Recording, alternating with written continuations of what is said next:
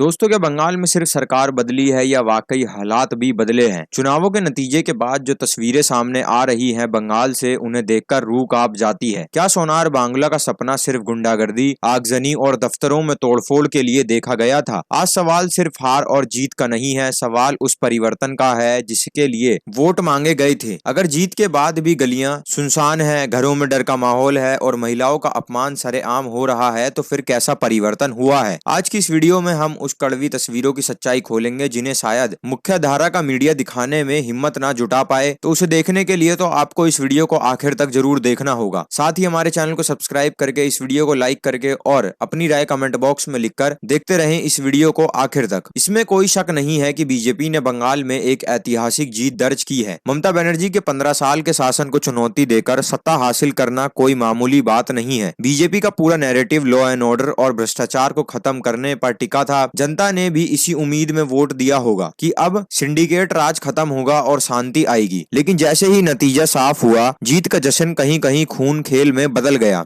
TMC के दफ्तर फूके जा रहे हैं, कार्यकर्ताओं पर हमले हो रहे हैं। तो सवाल क्या है? सवाल ये है कि जिस बदहाली और गुंडागर्दी के खिलाफ बीजेपी चुनाव जीती, क्या अब वही सब बीजेपी के राज में भी हो रहा है? अब जरा इन विजुअल्स पर गौर कीजिए। टीएमसी ने कई वीडियो जारी किए हैं। जलपाईगुड़ी के वार्ड नंबर 14 में टीएमसी दफ्तर की हालत देखिए, पूरी तरह तहस नहस कर दिया गया है। आरोप है कि बीजेपी कार्यकर्ताओं ने यहां जमकर तांडव मचाया। सिलीगुड़ी से आई तस्वीरों में दफ्तर से धुआं उठता दिख रहा है, सामान सड़कों पर बिखरा पड़ा है। मुर्शिदाबाद के बहरामपुर की तस्वीरें तो और भी परेशान करने वाली है। वहां दफ्तरों में घुसकर तोड़फोड़ तो की जा रही है। टीएमसी सांसद शाहिनी घोष ने तो यहां तक कह दिया है कि अभी सरकार ने शपथ भी नहीं ली और बंगाल अशांत हो गया है। दुकानें बंद हैं, कैंटीन तोड़ी जा रही हैं और केंद्रीय बलों की मौजूदगी में मारपीट हो रही है। क्या वाकई यही वो बंगाल है जिसकी कल्पना की गई थी? राजनीति अपनी जगह है, लेकिन मर्यादा कहाँ गई? भवानीपुर से जब ममता बनर्जी चुनाव हारी तो उन्होंने आरोप लगाया कि उनके साथ धक्का मुक्की और मारपीट की गई है। हद तो तब हो गई जब उनके परिवार की एक महिला को घेरकर भीड़ ने जय श्री राम के नारे भी लगाए। दोस्तों, जय श्री राम का नारा एक बहुत पवित्र नारा है, हमारे आराध्य के नाम है। क्या अब इसका इस्तेमाल किसी अकेले महिला को डराने या चिढ़ाने के लिए किया जाएगा? क्या यही बीजेपी की मानसिकता है? क्या एक सनातनी हिंदू दूसरे हिंदू को अपमानित करने के लिए भगवान का नाम लेगा? इतना ही नहीं, सोशल मीडिया पर कुछ बेहद घटिया वीडियो भी वायरल हो रहे हैं, जहां पुरुषों ने ममता बनर्जी जैसी साड़ी पहनाकर उनका मजाक उड़ाया। किसी को बंधक बनाकर उसे बांधकर घसीटा जा रहा है तो किसी की मिमिक्री की जा रही है। नवीन पटनायक भी हारे, अखिलेश यादव और राहुल गांधी भी हारे, लेकिन क्या कभी किसी पुरुष नेता ने उनके साथ ऐसा व्यवहार किया या उनके साथ ऐसा व्यवहार हुआ? यह अपमान सिर्फ ममता बनर्जी का नहीं बल्कि बंगाल की हर उस महिला का है जो राजनीति में आगे आना चाहती है। गृह मंत्री अमित शाह ने वादा किया था कि चुनावी नतीजों के 60 दिन बाद केंद्रीय बल सेंट्रल फोर्स बंगाल में तैनात रहेगी। अगर फोर्स वहां है तो फिर ये आगजनी और मारपीट कैसे हो रही है? प्रशासन किसका आदेश मान रहा है? आज कोलकाता के कालीघाटी से लेकर सचिवालय तक सन्नाटा है। धारा 144 जैसे हालात हैं। रिकॉर्ड्स के मुताबिक